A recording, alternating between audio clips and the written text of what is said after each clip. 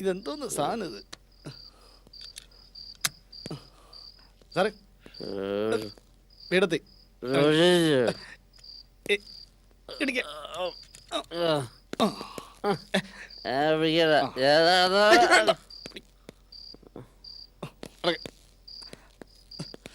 നടക്ക്.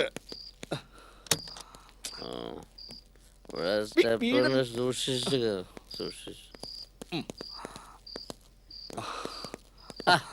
താഴെ കുട്ടികളെ പോലെ അള്ളി പിടിച്ചിരിക്കുന്നത്. ഞാൻ വന്നോളാം. നടക്കാൻ പ്രായകയായി. സാധനം നടത്തിക്കുന്നു. അയ്യോ, എന്നെ തെറ്റിദ്ധരിക്കല്ലേ. ഞാൻ വല്ലപ്പോഴും അല്പം കഴിക്കാറൊക്കെ ഉണ്ട്. പക്ഷെ മറ്റൊരാളെ കഴിക്കാൻ ഞാൻ പ്രേരിപ്പിക്കാറില്ല. സാറിനെ ഇന്ന് ഞാൻ ആക്സിഡന്റിലായിട്ട് കണ്ടതാ. ബാറയിൽ നിന്ന് പുറത്തേക്ക് വരുന്നത് തനിച്ച്. മതി സാർ, ഇനി വീട്ടിലേക്ക് പോവാന്ന് പറഞ്ഞ് ഞാൻ കൂട്ടിക്കൊണ്ടുവരായിരുന്നു. പക്ഷെ പ്രഥമ ദൃഷ്ട്യാ മാഡത്തിന് സംശയം തോന്നാം, എനിക്കിനകത്ത് കൈയില്ലേ എന്ന്. ഉണ്ടോ അങ്ങനെ സംശയം? എനിക്കൊന്നും പറയാനില്ല. വിശാല് പൊയ്ക്കോളൂ. Okay, good night.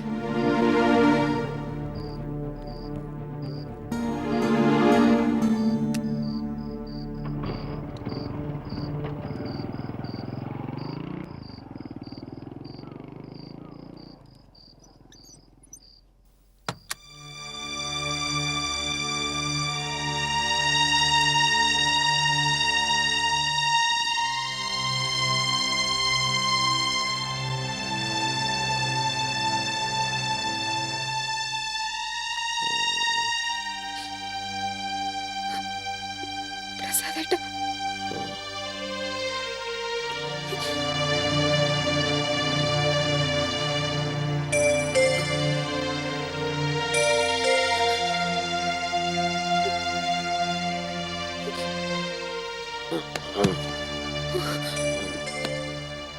വെറുതെ ഇങ്ങനെ നോക്കിയിരിക്കുന്നത് എനിക്ക് ഇഷ്ടമല്ല. ഞാൻ എന്താ ഡെഡ് ബോഡിയെ മറ്റാണോ ആകാംക്ഷയോടെ കാണാൻ? സഹതാപമോ പരിഹാസമോ അതോ രോഷോ? എന്താ ഇപ്പൊ തനിക്ക് എന്നോട് തോന്നുന്നത്? എന്തായാലും വിരോധമില്ല. എല്ലാവരുടെ മനസ്സിലും എനിക്കിപ്പോ ഒരു കുറ്റവാളിയുടെ ഇമേജ് അല്ലേ? ആയിക്കോട്ടെ. പക്ഷേ ആരും പ്രസാദിനെ അറിഞ്ഞില്ല. പ്രസാദിന്റെ ദുഃഖങ്ങളോ നിരാശകളോ ഒന്നും മനസ്സിലാക്കിയില്ല. ഭാര്യയെ സ്നേഹിക്കാത്തവൻ, ഭാര്യയുടെ പൊസിഷൻ ഉൾക്കൊള്ളാൻ കഴിയാത്തവൻ, ഭാര്യയുടെ സാഹിത്യം എഴുത്ത് ബലമായി നിർത്തിച്ച ക്രൂവൽ ഓട്ടോക്രാറ്റ്. ഇതൊക്കെയല്ലേ എല്ലാവർക്കും പ്രസാദ്. വിരോധമില്ല. പെറ്റ അമ്മ പോലും ഈ മകന്റെ മനസ്സ് കണ്ടില്ലല്ലോ. പിന്നെയാണോ ഭാര്യയും അമ്മാവനും സഹപ്രവർത്തകരല്ല? പട്ടിയെ കൊല്ലണമെങ്കിൽ അതിന് പേ ഉണ്ടെന്ന് പ്രചരിപ്പിക്കണം. അതാണ് ഷോർട്ട് കട്ട്. എന്റെ അച്ഛൻ പറയാറുള്ളതാ. എന്റെ കാര്യത്തിലും അങ്ങനെ ഷോർട്ട് കട്ട് കണ്ടുപിടിച്ചില്ല എല്ലാവരും.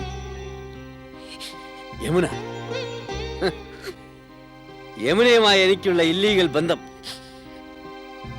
താനും അതിന് കൂട്ടിച്ചേർന്ന് എന്നെ കുറ്റപ്പെടുത്തിയില്ലേ? പോയി ചോദിച്ചു നോക്ക് തന്നെ അനിയത്തിയോട്. ഒരു തവണയെങ്കിലും അങ്ങനെ ഒരു അപ്രോച്ച് ഉണ്ടായിരുന്നു എന്ന്. എനിക്ക് അവളോട് മാംസദാഹത്തിന്റെ ഒരു കണിയെങ്കിലും ഉണ്ടായിരുന്നു എന്ന്. എനിക്ക് എന്നും വേണ്ടത് മനസ്സായിരുന്നു. എന്നെ അറിയുകയും എന്നോട് സഹതപിക്കുകയും ചെയ്യുന്നൊരു മനസ്സ്. അതിനാ ഞാൻ വിവാഹം കഴിച്ചത്. പക്ഷെ പിന്നീടാ ഞാൻ അറിഞ്ഞത് തനിക്ക് ഈ ബന്ധത്തിൽ പൂർണ്ണ മനസ്സല്ലായിരുന്നു.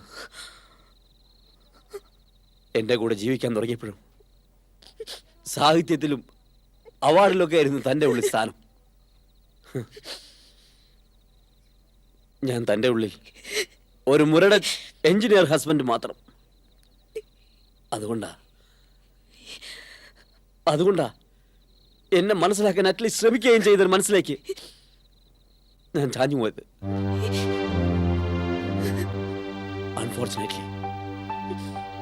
അൺഫോർച്ചുനേറ്റ്ലി അത് തന്റെ അനിയത്തിയായി പോയി, യമുനയായി പോയി. അതെന്റെ കുറ്റമാണോ? ആണെങ്കിൽ ആ കുറ്റം ഞാൻ ഏൽക്കുന്നു. ശിക്ഷ ആർക്കും വിധിക്കാം, തനിക്കും വിധിക്കാം. തനിക്ക് എന്നെ ശിക്ഷിക്കാം, തനിക്ക് എന്നെ ശിക്ഷിക്കാം, ശിക്ഷിക്കാം, തനിക്ക് എന്നെ ശിക്ഷിക്കാം, തനിക്ക് എന്നെ ശിക്ഷിക്കാം, പ്രസാദിനെ ശിക്ഷിക്കാം, പ്രസാദിനെ ശിക്ഷിക്കാം.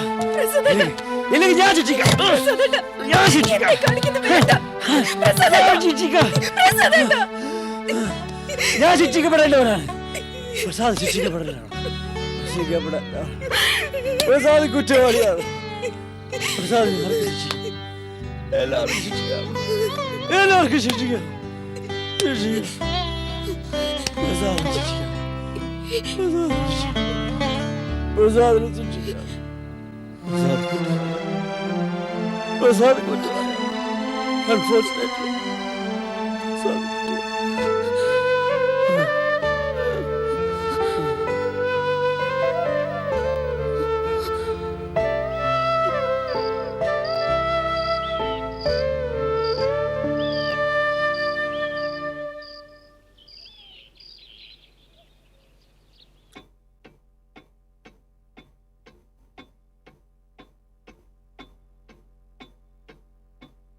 യമുനയുമായി എനിക്കുള്ള ഇല്ലീഗൽ ബന്ധം താനും അതിന് കൂട്ടിച്ചേർന്ന് എന്നെ കുറ്റപ്പെടുത്തിയില്ലേ?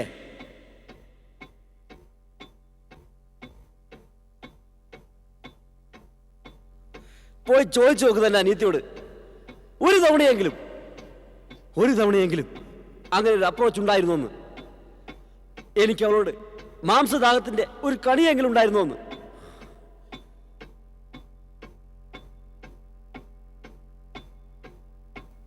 എനിക്ക് എന്നും വേണ്ടത് മനസ്സായിരുന്നു. എന്നെ അറിയുകയും എന്നോട് സഹതപിക്കുകയും ചെയ്യുന്നൊരു മനസ്സ്. അതിനാണ് ഞാൻ വിവാഹം കഴിച്ചത്. പക്ഷെ പിന്നീടാണ് ഞാൻ അറിഞ്ഞത് തനിക്ക് ഈ ബന്ധത്തിൽ പൂർണ്ണ മനസ്സല്ലായിരുന്നു എന്ന്. എന്റെ കൂടെ ജീവിക്കാൻ തുടങ്ങിയപ്പോഴും സാഹിത്യത്തിലും അവാർഡിലൊക്കെ ആയിരുന്നു തൻ്റെ ഉള്ളിൽ സ്ഥാനം.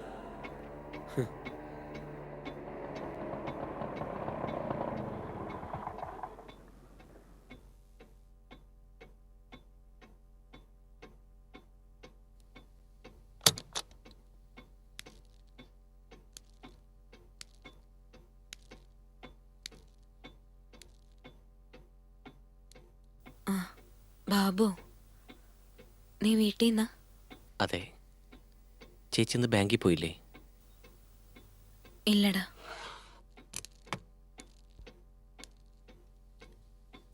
എന്തേ പോകാഞ്ഞത്? ഒരു മൂഡ് തോന്നിയില്ല. നിന്റെ എക്സാമൊക്കെ?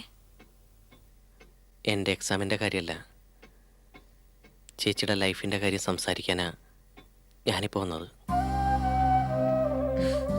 എൻ്റെ ലൈഫിൻ്റെ കാര്യം? അതേപ്പറ്റി എന്താ ഇത്ര സംസാരിക്കാൻ? വളരെ സന്തോഷത്തിലാണെന്ന് തോന്നുന്നല്ലോ മുഖം കണ്ടിട്ട്. സന്തോഷം ഉണ്ടെന്നൊന്നും ചേച്ചി പറയില്ല, പക്ഷേ സങ്കടവുമില്ല. ഇത് രണ്ടും ഇല്ലാത്തൊരവസ്ഥയുണ്ടെന്ന് മുമ്പൊന്നും എനിക്കറിയില്ലായിരുന്നു ബാബു. പക്ഷെ ഇപ്പോൾ നേരിട്ട് മനസ്സിലായി. എനിക്ക് വളരെ ഇഷ്ടപ്പെടുന്നുണ്ട് ചേച്ചിയുടെ ഇൻഡിഫറൻസ്. ഭർത്താവിന് പുതിയ പുതിയ ദുശീലങ്ങൾ ഉണ്ടാവുക, മദ്യപിച്ചിലൊക്കെ കേട്ട് തോന്നിയ നേരത്ത് വീട്ടിൽ കയറി വരിക, ചേച്ചിയെ മാക്സിമം ഇൻസൾട്ട് ചെയ്യുക. ഇത്രയൊക്കെ ആയിട്ടും ഒരു റിയാക്ഷനും ഇല്ലാതെ, ഒരു പരാതിയില്ലാതെ. എനിക്ക് ചേച്ചിയെ മനസ്സിലാവുന്നില്ല. ചേച്ചിക്ക് എന്തു പറ്റി? ഈ മനോഭാവം ചേച്ചിക്ക് നല്ലത് ചെയ്യുമെന്ന് തോന്നുന്നുണ്ടോ? കഥയെഴുത്തുകാരികളൊക്കെ ശുദ്ധ പാവങ്ങളാവണമെന്ന് എവിടെ നിയമം? കഥയെഴുത്തുകാരിയോ? ആര്? ഞാൻ കഥയെഴുത്തുകാരിയൊന്നുമല്ല. അല്ലാതാക്കിയതല്ല മനുഷ്യൻ. നീ എന്തിനാ ബാബു ഇങ്ങനെ ഇമോഷണൽ ആവുന്നേ? ഇതൊന്നും പാടില്ല. ഇതുകൊണ്ടൊന്നും ഒരു പ്രയോജനമില്ല കുട്ടി. പിന്നെന്താ ഞാൻ ചെയ്യേണ്ടത്? അയാളുടെ കൂടെ ബാറിലോ കള്ളി ഷാപ്പിലോ ചെന്ന് അളിയ എനിക്ക് കൂടി ഒഴിക്കേ എന്ന് പറയണോ? ബാബു മതി, എന്റെ മുമ്പിൽ ഇങ്ങനെയൊന്നും നീ സംസാരിക്കരുത്. എന്തിനാ ചേച്ചി എല്ലാം സഹിച്ച് ഇവിടെ ഇനിയും കഴിയുന്നത്? ചേച്ചി വീട്ടിലേക്ക് വാ. സ്നേഹം കിട്ടാത്തടത്ത് പിന്നെയും കെട്ടിക്കിടക്കുന്നത് അണ്ടത്തരല്ലേ? സാരമില്ല ബാബു. നിനക്കെന്താ കുടിക്കാൻ വേണ്ടേ? കാപ്പി മതിയോ അതോ തണുത്തതെന്തെങ്കിലും? ഇപ്പൊ കൊണ്ടുവരാം.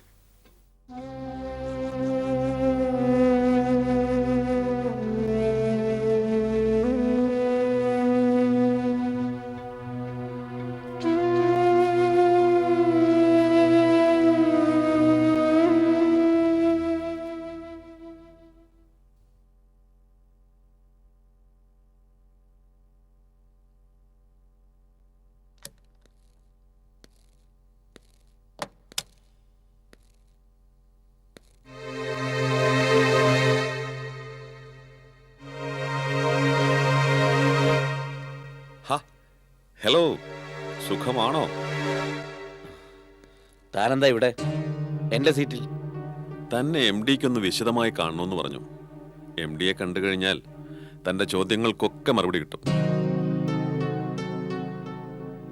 മറുപടി കിട്ടിയിട്ട് എൻ്റെ സീറ്റ് കിടക്കാ പോരെ? പോരാ, നോ മോർ ക്വസ്റ്റ്യൻസ്. തനിക്ക് പോകാം. റാം? അതെ, റാംമോഹൻ. ഒരിക്കൽ താൻ എന്നെ ഈ ക്യാബിനിൽ നിന്ന് പുറത്താക്കി. ഒന്നും മറക്കുന്നവനല്ല റാംമോഹൻ. പൊയ്ക്കോ, എം ഡി തന്നെ കാത്തിരിപ്പുണ്ട്.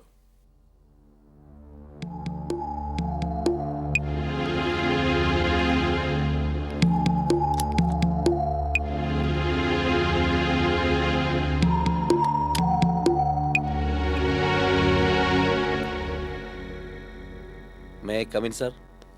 Yes, come in. Take your seat. Thank you sir. ദില്ലിയിൽ എൻ്റെ ഏറ്റവും വിശ്വസ്തരായ എഞ്ചിനീയേഴ്സിൽ ഒരാളായിരുന്നു Prasad. An engineer who was original in ideas and performance. കമ്പനിക്ക് നിങ്ങളൊരു നേട്ടം തന്നെയായിരുന്നു. ആ ഒരു വിശ്വാസത്തിൻ്റെ ബലത്തിലാണ് കേരളത്തിലെ ഓഫീസിൻ്റെ സോൾ റെസ്പോൺസിബിലിറ്റി ഏൽപ്പിച്ച് നിങ്ങളെ ഇങ്ങോട്ട് അയച്ചത്. And the past 5 years were highly remarkable. ഏറ്റെടുത്ത ജോലി നിങ്ങൾ വളരെ ഭംഗിയായി ചെയ്തു വരികയായിരുന്നു. പക്ഷേ ഇപ്പോൾ ഒരാളുടെ കാലിബർ എന്നും ഒരേ മാതിരി നമ്പർ 1 നിൽക്കണമെന്നില്ല. സാച്ചുറേഷൻ ആയിക്കഴിഞ്ഞാൽ it will go down. Prasad ആ സ്റ്റേജിൽ എത്തിക്കഴിഞ്ഞു എന്ന് ഞാൻ മനസ്സിലാക്കുന്നു. അതിൻ്റെ സിംറ്റംസ് പ്രസാദ് കാണിച്ചുകൊണ്ടിരിക്കുകയാണ്.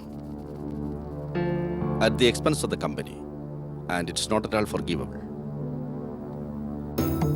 അല്പം തെറ്റുകൾ സംഭവിച്ചിട്ടുണ്ട് സാർ, ഞാനത് സമ്മതിക്കുന്നു. പക്ഷേ അവയെ മാഗ്നിഫൈ ചെയ്ത് ഭീകരമായ വീഴ്ചകളായിട്ടാണ് സാറിന് ധരിപ്പിച്ചിരിക്കുന്നത്. അത്രയ്ക്കും ശത്രുത എനിക്ക് ഈ ഓഫീസിനുള്ളിലുണ്ട്. I think somebody is misleading you to spoil my career. No, അങ്ങനെ ആരെങ്കിലും മിസ്ലീഡ് ചെയ്താൽ ഉടനെ അതനുസരിച്ച് പ്രവർത്തിക്കുന്ന ഒരു റോബോട്ടാണ് ഞാനെന്ന് നിങ്ങൾ ധരിച്ചോ? How dare you speak like that? നിങ്ങൾക്കെതിരെ വളരെയധികം പരാതികൾ കിട്ടിക്കഴിഞ്ഞു, ഫോൺ കോൾസ് ടു. പലതും ഞാൻ ക്ഷമിച്ചു. പക്ഷേ കമ്പനിയുടെ പേരിൽ കസ്റ്റമർ കേസ് ഫയൽ ചെയ്താൽ അത് ഞാൻ ക്ഷമിക്കണോ? Nothing doing. Prasad is not inevitable to the company. Sir, ഞാൻ ട്രാപ്പ് ചെയ്യപ്പെടുകയാണ്. അത് കമ്പനിക്ക് അറിയേണ്ട കാര്യമില്ല. മദ്യപിച്ചുകൊണ്ട് ഓഫീസിൽ വരികയും സ്ത്രീകളെ അനാശാസ്യ പ്രവർത്തനത്തിന് ഓഫീസ് ക്യാബിനിൽ വിളിച്ചു കയറ്റുകയും ചെയ്യുക എന്ന് വെച്ചാൽ അയാളിനി എത്ര എഫിഷ്യൻ്റ് ആയാലും കമ്പനിക്കൊരു ബാധ്യതയാണ്. സർ, തെറ്റുകൾ പറ്റി. തെറ്റ് ആർക്കും പറ്റില്ലോ. ഒരവസരം കൂടി, ഒരൊറ്റ അവസരം കൂടി എനിക്ക്. നോ, ഇനി എനിക്കൊന്നും പറയാനില്ല.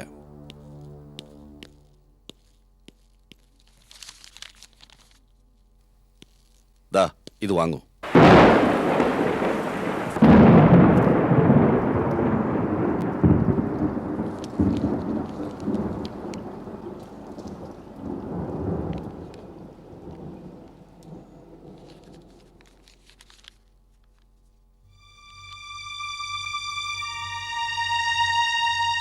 എന്നെ പിരിച്ചുവിടുകയാണല്ലേ sir? Yes, to save the company.